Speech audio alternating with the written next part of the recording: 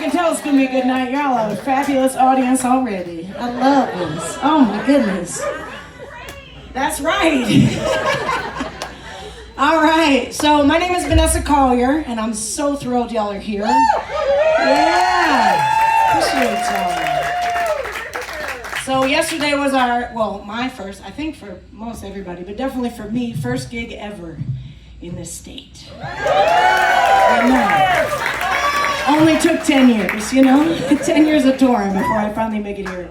So it's good, I'm happy. It's night 2 in New Mexico, which is amazing. Yeah. Yes. One little side note, I love all the rosemary bushes everywhere. It's awesome.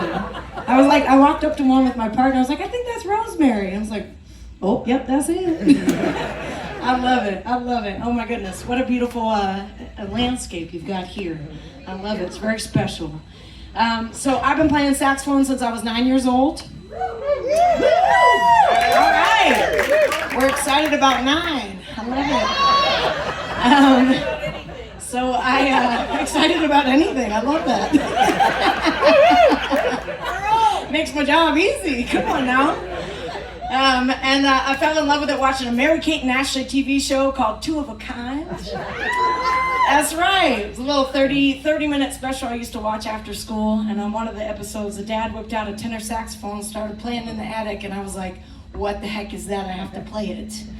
And so thankfully, after about 6 or 8 months of begging my mom, she finally caved and rented me one in the 4th grade. And I haven't put it down in 26 years.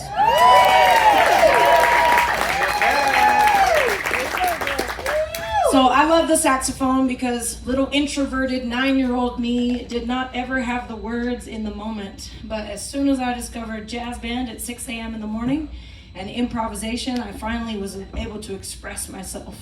And so that's the first method that I found it. And then I started singing in college, writing songs in college. So most of what you hear tonight will be written by me, all original music, with the exception of maybe 1 or 2 covers, something like that. Yeah, it's gonna be a good night. Now, I believe saxophone mimics the human voice and the human emotion, and so it can scream and growl and howl and be subtle and beautiful and everything in between. So I'll try to take y'all on a journey through some blues, some funk, some soul, a little New Orleans in there too. We're gonna have a good night, y'all. Yeah. That's right. So I'm gonna go in the soul direction with this next one, and we love the soul. Okay. All right. I'm loving y'all. This is amazing. So this comes off of a record that I put out in 2020 called Heart on the Line. It's one of my favorite records that I've made to date. I wrote 8 of the 11 songs on there, and this is a song that I wrote for my 3 younger sisters, who at the time were about 14, 12, and 8 or 9. And yeah, I don't know, you remember this one? Yeah. This is often a crowd favorite.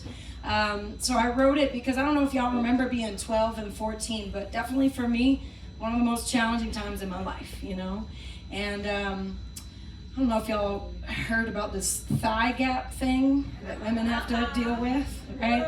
So if you don't know, basically, there's this whole myth going around that like when you stand, your thighs should not touch, which is crazy, right? Like you have to be bow-legged for that to be true. You know what I'm saying? So anyway, there are a lot of things like that at those ages, and watching my sisters go through the same things I went through at those ages of questioning their place and their value and their worth. And I just want the next generation, I want it to be easier for them, right? I don't want them to have to go through all that crap.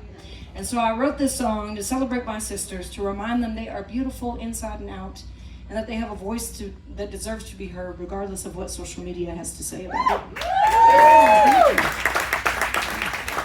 So I wrote this one, it's called What Makes You Beautiful. Hope you guys enjoy it.